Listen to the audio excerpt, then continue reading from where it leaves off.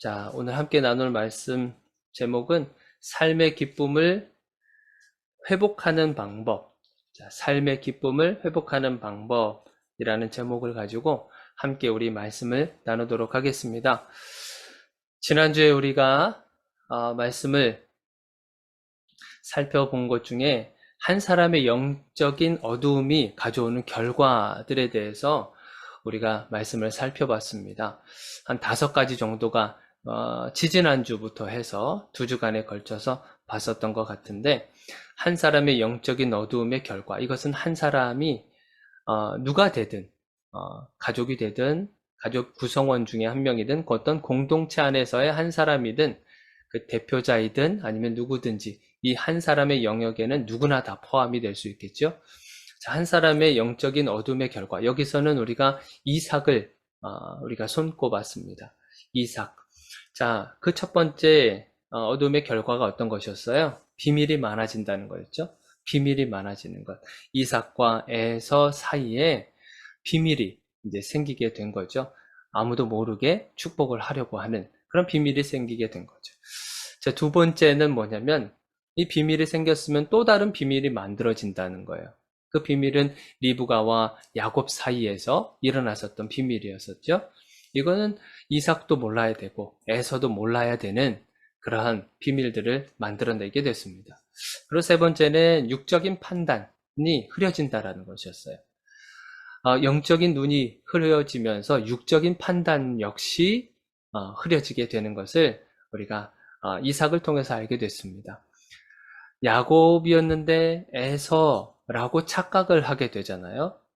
그래서 손도 만져보고 냄새도 맡아보고 이렇게 했지만 결국에는 에서라고 착각을 하면서 결국에는 이제 판단력까지 흐려지게 되는 걸 보게 됐어요. 그래서 사실 성경에서는 육과 영, 영과 육을 따로 분리한다라고 분리하지 않는다라고 말씀을 드렸어요. 그래서 육이 병들면 영이 병들 수도 있고요. 영이 병들면 육도 당연히 병들게 되어 있다고 하는 거예요. 그러니까 짝을 이루게 된 겁니다. 그래서 영과 육을 따로 분리하지 않는다. 그것은 성경에서 말씀해주고 있는 것이었어요. 그리고 네 번째는 집안에 내력이 있다고 그랬습니다. 이 이삭의 가정에 흘러내려오는 거짓말이 있었죠. 거짓말과 속이는 거. 자, 그것이 아브라함 때부터 흘러내려왔었다라고 하는 것이었어요. 그래서 이 집안의 내력들, 주님의 이름으로 끊어내야 될 부분들이 있다고 하는 것이었어요. 그냥 가볍게 넘겨질 수 있는 부분들도 있지만 어떤 누군가를 상처를 내거나 그리고 피해를 준다거나 하는 그러한 속임과 거짓말이 집안 대대로 내려오는 것이 있다면 그것을 끊어내야 된다.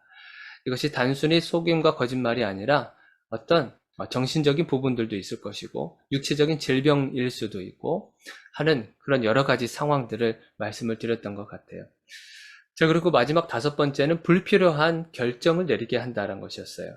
어떤 문제가 생겼을 때 그 문제를 기도를 통해서 싸워가는 것이 아니라 그냥 불필요한 결정들을 한 번에 내리게 되는 거죠. 이삭과 리브가의 결정은 어셨던 것이었어요. 야곱을 삼촌 라반의 집으로 피신시키는 것이었죠. 자, 그렇게 해서 사실 그렇게 하지 않아도 하나님은 하나님의 약속을 하나님의 방법대로 이루어 가실 텐데도 불구하고 이삭과 리브가는 그런 불필요한 결정들을 하게 된 것입니다. 그러므로 인해서 에서는 계속 야곱을 미워하게 되고 또한 야곱은 결국에는 삼촌 라반의 땅으로 간 후에 어머니 리브가를 한 번도 보지 못합니다. 그런 슬픈 이야기가 계속 되게 되죠. 자, 오늘 본문의 말씀으로 들어가게 되면, 자, 오늘 말씀의 제목이 삶의 기쁨을 회복하는 방법이라고 말씀을 드렸어요. 자, 그래서 우리가 오늘 본문의 말씀, 리브가와 그 이삭의 그 심정들을 우리가 한번 좀 집중해서 조명해 보면서 우리의 생각도 한번 같이 이렇게 바라봤으면 좋겠습니다. 자, 리브가의 심정을 먼저 볼게요. 리브가의 심정. 자, 46절을 한번 봅시다. 46절. 리브가가 이삭에게 이르되 내가 햇사람의 딸들로 말미암아 내 삶이 싫어졌거늘 야곱이 만일 이 땅의 딸들 곧 그들과 같은 햇사람의 딸들 중에서 아내를 맞이하면 내 삶이 내게 무슨 재미가 있으리까? 자, 리브가의 심정을 우리가 지금 읽어봤습니다. 리브가가 두 번에 걸쳐서 자신의 심정을 이야기했습니다. 첫 번째는 뭐예요? 내 삶이 싫어졌다는 거예요. 내 삶이 싫어졌다. 여러분들 이런 고백, 이런 입술로 이렇게 얘기해 본 적 많이 있지 않습니까? 아, 내 삶이 정말 싫어. 자, 이 리브가의 이 심정이 내 삶이 싫어졌다고 하는 이 의미가 어떤 거냐면 정말 징글징글 맞다 이런 뜻이에요. 아주 정 떨어진다. 진절머리가 난다. 뭐 이런 의미가 담겨져 있는 이 리브가의 고백입니다. 사실 이걸 보면서 약간 의아해할 수 있는 게 뭐냐면 우리가 지난 시간에 리브가의 어떤 믿음과 그런 모습들을 한번 본 적이 있잖아요.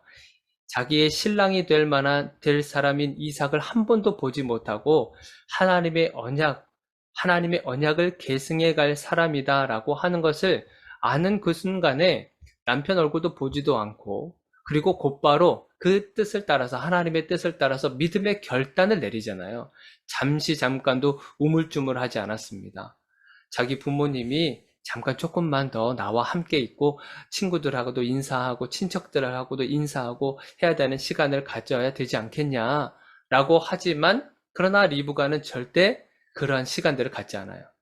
그냥 어떻게 보면 매정할 정도로 하나님의 뜻이라고 하면 그냥 앞도 뒤도 보지 않고 그냥 그 뜻대로 달려가는 그 믿음의 결정을 내렸었던 리브가예요. 그런데 리브가가 지금 어떻다는 거예요? 내 삶이 싫어졌다 하는 거예요. 내 삶이 싫어졌다. 아주 진절머리가 난다는 거죠. 여러분들 이런 감정 표현하는 게 죄일까요? 자신의 감정을 이렇게 표현하는 것이 죄인가요? 절대 죄가 아닙니다. 죄가 아니라 우리가 신앙생활을 할 때 보면은 약간 억압 속에서 신앙생활을 할 때가 많아요. 자신의 감정을 철저하게 짓눌러 가면서 이것을 건강하게 표출하지 않고 그냥 억압하는 것만 계속하는 거죠. 그러면서 건강하지 못한 그런 모습으로 우리가 신앙생활할 때가 종종 있어요. 그런데 리브가도 보면 자신의 감정에 대해서 굉장히 솔직했습니다. 솔직했어요. 이런 사람들이 성경에 곳곳 기록되어 있습니다. 다윗의 시편도 보세요. 다윗의 감정이 하나도 빠짐없이 고스란히 다 적혀 있습니다. 시편에 보면 분노가 일어나는 것도 있고요. 그리고 저주하는 것도 있습니다. 어떻게 하나님의 마음이 합한 왕이라고 하는데 어떻게 저런 말을 할 수 있을까? 그렇게 그런 마음이 들 정도로 다윗은 자신의 시편에서 그런 감정들을 다 표현했어요. 그리고 욥도 한번 보세요. 욥. 자신의 재산도 다 없어지고 가족들도 다 떠나고 자식들도 죽고 아내도 떠나고 막 이런 일들이 벌어지잖아요. 그러면서 하나님 앞에서 어떤 모습이 있었어요? 자신의 신세를 한탄하는 모습도 있었습니다. 차라리 내가 태어나지 않았었으면 좋았을 것을 하면서 하나님 앞에서 그런 자신의 신세 한탄하는 모습들도 비춰지고 있어요. 당대 의로운 사람이라고 하나님께서 욥을 칭찬했지 않습니까? 그런데 그 욥마저도 사실은 그런 모습을 보여주고 있어요. 욥뿐만이겠습니까? 요나도 마찬가지죠. 하나님의 선지자로 부름받았던 요나 역시도 마찬가지죠. 하나님께 분노하는 거 보세요. 요나도. 아수르의 수도인 니느웨에 가서 하나님께서 그 땅을 멸망시킬 것이다. 그러니 회개하라. 이런 말을 전하라고 했는데 그런 말도 전하지도 않고 오히려 반대쪽 방향으로 도망가잖아요. 그러면서 하나님 앞에 막 따지기도 하고 그랬어요. 요나가. 하나님이요, 우리들의 연약함을 다 아세요. 우리의 감정과 이런 모든 것들 다 아신단 말이죠. 완벽하지 않다라는 거 다 알고 계세요. 우리가 감정을 가지고 있으면요, 그걸 건강하게 하나님 앞에 표출하는 것도 하나의 그 훈련 과정입니다. 리브가 역시 마찬가지예요. 내 삶이 진절머리가 난다. 아주 정말 정 떨어질 정도로 내 삶이 진절머리 난다. 왜겠어요? 그 이유가 오늘 본문 말씀에 설명되어 있잖아요. 햇사람의 딸들 때문이다라고 해요. 햇사람의 딸들. 햇사람의 딸들이 누굽니까? 며느리들이잖아요. 에서가 40세가 됐었을 때 이방 여인을 아내로 삼았지 않습니까? 그 이방 여인들, 그 이방 여인들 때문에 지금 진절머리가 난다는 거예요. 삶이 싫어졌다는 거예요. 이 헷 족속은 가나안의 7족속들 중에서 가장 영향력이 컸었던 족속 중에 하나입니다. 그래서 그 헷 족속의 그 여인들을 데리고옴으로 인해서 우리가 지난 시간에 살펴본 것처럼 이삭과 리브가의 마음에 근심이 되었더라라고 표현이 됐어요. 이방 여인을 아내로 맞은 것이 뭐가 그렇게 잘못됐습니까? 우리 그때도 말씀드렸잖아요. 이방 여인이 들어온 것이 그냥 여자만 들어온 게 아니라는 것이었잖아요. 그 여자들이 섬기고 제사 드리고 했었던 우상들, 온갖 잡다한 우상들이 다 들어오게 되는 거예요.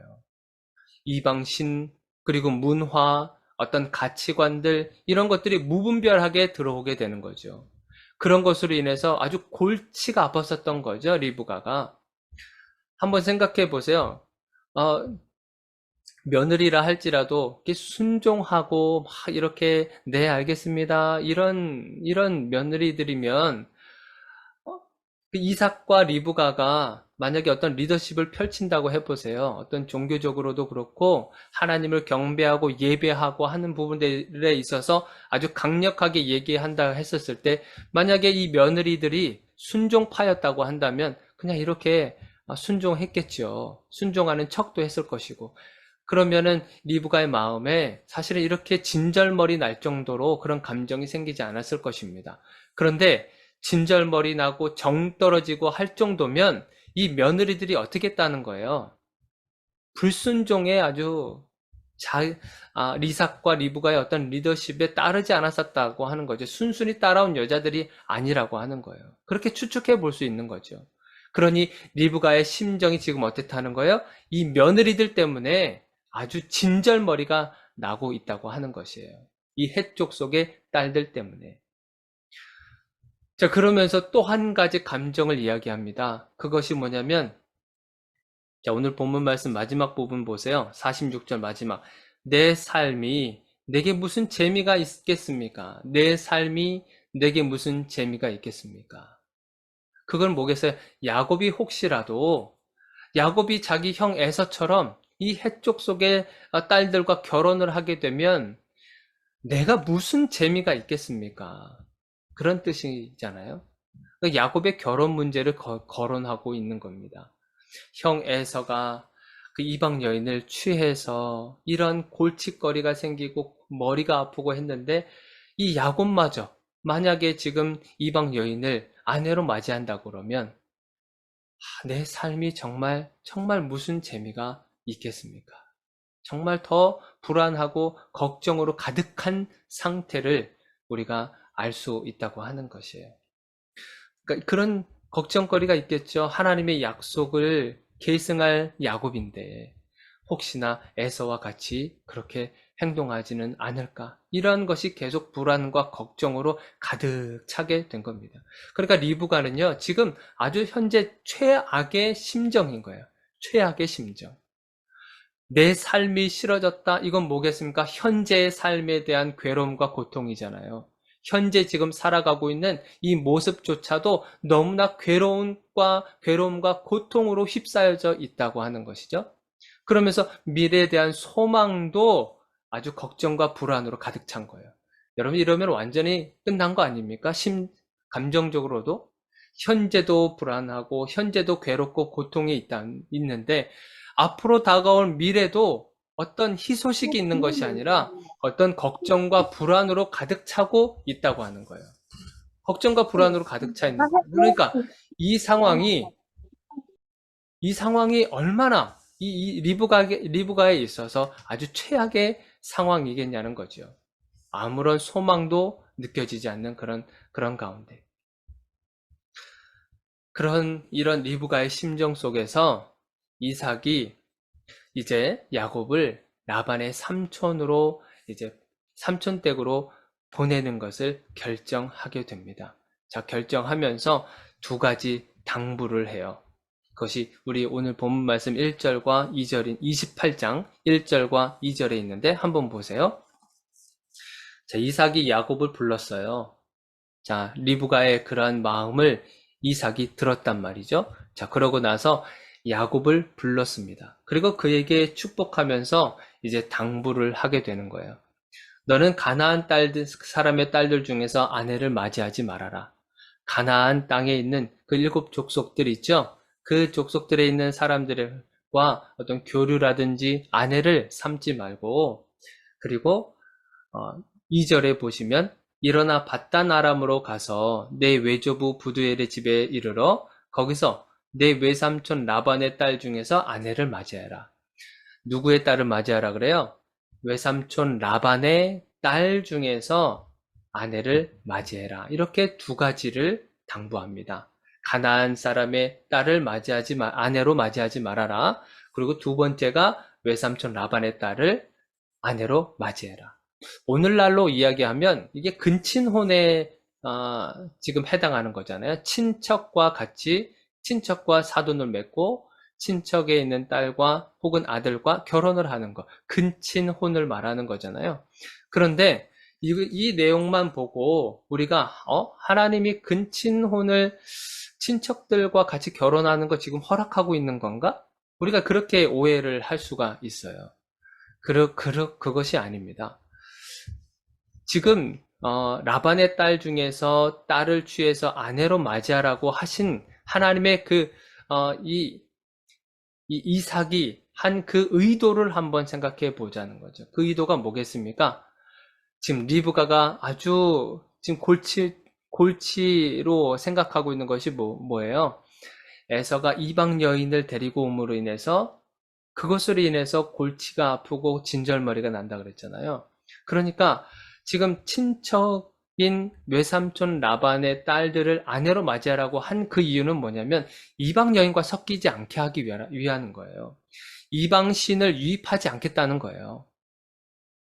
그리고 하나님의 백성으로 구별되게 하기 위한 것이죠. 하나님의 언약을 계승하기 위한 것이 목적인 거예요. 그냥 친척과 그 친척에 있는 그 딸들과 같이 그냥 결혼해라 이런 뜻이 아니라 하나님의 그 거룩한 그리고 하나님의 그 언약을 계승하기 위해서 이방 여인과 섞이지 않게 하기 위해서 그렇게 해서 그 삼촌 라반의 딸들과 결혼시키려고 하는 거예요. 자, 그렇게 하면서 지금 이삭이 야곱에게 지금 무엇을 합니까? 축복을 해주죠. 축복해주는 장면이 나타납니다. 다시 축복을 해줘요. 그 전에는 어떤 축복이었습니까? 야곱이 형 에서처럼 분장을 다 했잖아요. 머리부터 발끝까지. 다 분장을 한 상태에서 이삭이 야곱에게 축복을 해주었는데 지금은 또 다른 그런 복을 다시 한번 축복해주는 장면이 나타납니다. 3절과 4절이에요. 3절과 4절 한번 보세요. 전능하신 하나님이 내게 복을 주시어 내가 생육하고 번성하게 하여 내가 여러 족속을 이루게 하고 아브라함에게 허락하신 복을 내게 주시되 너와 함께 내 자손에게도 주사 하나님이 아브라함에게 주신 땅 곧 내가 거류하는 땅을 내가 차지하게 하시기를 원하노라. 이렇게 다시 축복을 해줍니다. 자, 이것이 이삭에게 있어서는요, 놀라운 사건 중에 하나인 거죠. 왜냐면 그동안 우리가 이삭에게 있어서 뭐가 있다 그랬습니까? 하나님의 역사를 방해하고 있는 것이 한 가지가 있었는데 그게 뭐였습니까? 고집이잖아요, 고집. 에서에게 장자권을 줄 것이고 에서에게 축복해주고 하겠다고 하는 그러한 고집스러운 것이 있잖아요. 그런데 이삭의 고집이 어떻게 보면 강제적으로 깨지는 순간이 지금 여기에요. 강제적으로 깨지는 순간인 거예요. 자신의 어떤 이성적인 판단이 안 되는 상황. 때로는요, 우리가 어떤 고집이라든지 하나님의 역사하심을 하는 데 있어서 방해되는 것이 있다고 하면 이것을 깨기 위해서 강제적으로 환경을 만들어 가실 때가 있습니다. 하나님께서. 이렇게 강제적으로 하지 않으면 절대 변하지 않을 것을 알기 때문에 하나님께서는 물리적인 환경을 만드시든지 아니면 환경을 바꾸시든지 상황을 바꿔서 강제적으로 이렇게 몰아가실 때가 있단 말이에요. 그것이 그 사람에게 있어서는 좋은 일인 거죠. 그 사람에게 있어서는 하나님의 역사를 방해하고 있는 그 무언가를 깨트려지는 그 순간이 된다는 거예요. 이 순간이 마주쳤을 때 다가오는 어떤 불편함이 있을 수 있겠죠. 그리고 인정할 수 없는 그런 상황이 도래할 수도 있겠죠. 그러나 이성적으로 판단이 안 되는 상황으로 몰아가실 때가 있을 때 그때 우리가 이것을 깨달아야 되는 거예요. 아, 내가 하나님께서 나에게 역사하시고 싶은 것이 있는데 이것을 하지 못하도록 하고 있는 그 방해거리가 그 장애물이 나에게 있었구나. 그래서 하나님께서 이런 환경을 만들어 가시면서 나로 하여금 그것을 깨닫게 하고 계시는구나. 이것을 우리가 캐치해야 되는 거죠. 이것을 알아야 되는 거죠. 그러니까 이삭은요, 지금 자신의 어떤 의지와 상관없이 어떤 야곱에게 축복을 해주는 장면이 지금 나타나고 있는 거예요. 하나님의 전적인 어떤 푸시하는 느낌, 밀어붙이는 느낌이 있다고 하는 거예요. 전에는 야곱에게 자기를 에서라고 속이고 해서 이렇게 야곱에게 축복을 해줬다고 그랬죠? 그런데 지금은 야곱인 걸 알면서도 축복해주고 있는 거예요. 야곱인 것을 알면서도 축복을 해주고 있다고 하는 거죠. 그러니까 지금은 야곱에게 그전에는 자기를 속이고 에서의 장자권과 축복권을 빼앗았다고 하는 그런 마음을 가지고 있었는데 지금 야곱을 보면서 그런 마음들이 이제 사그라지면서 진지한 마음으로 축복을 해주고 있다는 거예요. 진지한 마음으로. 그 진지한 마음이 어디서부터 흘러나온 거겠습니까? 자기가 진지하게 한 겁니까? 아니면 하나님께서 이 상황을 만들어 가신 겁니까? 하나님께서요, 이 이삭에게 이런 상황을 만들어서 야곱에게 이제 진지함을 통해서 진지한 마음으로 축복해 주고 있다고 하는 사실이에요. 3절 한번 보세요. 3절 다시 한번. 전능하신 하나님이 내게 복을 주셨다 그래요. 누가 주셨다고요? 전능하신 하나님이 너에게 복을 주셨다. 그전에는 이삭이 자기가 복을 준 거라고 착각을 했겠죠.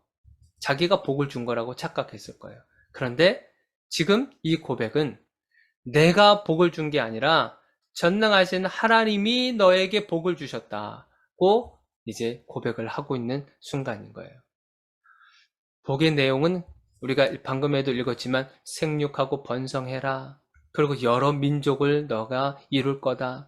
땅을 차지하게 될 거다. 이게 다 누구에게 준 거였습니까? 오늘 말씀에도 보니까 4절에도 보니까 아브라함에게 허락하신 복이라고 그래요. 아브라함에게 주신 그 복. 그러니까 할아버지잖아요. 할아버지에게 주신 그 복을 지금 너에게 주실 것이다. 이렇게 이야기를 한 거예요. 물론 이것이 야곱의 때에 그것이 이루어지진 않지만 그 후손의 때에 그 약속이 언약이 성취가 되는 것을 우리가 볼 수가 있잖아요. 자, 그렇듯이 지금 이 이삭은 자신의 어떠한 그런 판단과 그런 것이 아니라 하나님의 전적인 밀어붙임으로 인하여서 이삭이 야곱에게 축복하고 있는 사실입니다. 지금 리브가와 야곱은요, 마음의 심정이 어때요? 지금 마음의 심정이 웃음기가 다 사라져 버려 있습니다. 왜 이들에게 이 웃음기가 사라지고 기쁨이 사라졌겠는가? 한번 말씀을 정리하면서 여러분들에게 말씀 나누려고 그래요. 이 이삭과 리브가의 심정, 기쁨이 완전히 사라졌고 웃음마저도 이삭이라고 하는 이름의 뜻이 무엇이었습니까? 웃음이잖아요. 근데 그 웃음이 다 사라져 버린 거예요. 근심과 걱정거리로 가득해진 그 이유가 뭐겠냐는 거죠. 우리가 두 가지를 볼 수 있는데 첫 번째는 뭐냐면 기쁨의 대상이 바뀌었다는 거예요. 기쁨의 대상이 바뀌었습니다. 이삭과 리브가는요, 그전에는 하나님의 언약과 그리고 동행하심이 기쁨이었어요. 그들에게 자식을 낳을 수 없는 상황이었지 않습니까? 그때는 누구를 붙잡을 수밖에 없어요? 하나님만 붙잡을 수밖에 없었어요. 하나님만 바라보는 삶이 됐었단 말이죠. 그런데 이들이 자식을 낳은 후에, 에서와 야곱을 낳은 그 이후에 이게 바뀌어 버린 거예요. 기쁨의 대상이 바뀐 거예요. 자, 기쁨의 대상이 처음에는 하나님이었다가 에서는 누구로 바뀌었어요? 아, 이삭은 누구로 바뀌었습니까? 에서로 바뀌었죠. 리브가는 누구입니까? 야곱을 통해서 기쁨을 얻었어요. 사실 부모가 되면 이거 당연한 일일 수도 있잖아요. 우리가 낳았고 우리가 애써서 기르고 하면 그 자식을 통해서 사실 우리가 기쁨을 얻기도 하잖아요. 부모로서 있을 수 있는 일이에요. 그런데 지금 보세요. 지금 이삭과 리브가 그 기쁨이 그 기쁨이 있었던 그 웃음이 지금은 완전히 근심거리가 되어버렸어요. 자식들 때문에 근심거리가 된 거죠. 기쁨의 대상이 바뀌어서 그렇습니다. 어떤 사람은요, 그 기쁨의 근원을, 그 기쁨이 되는 그 근원을 오늘 이삭과 리브가처럼 자녀에게 두는 사람들이 있습니다.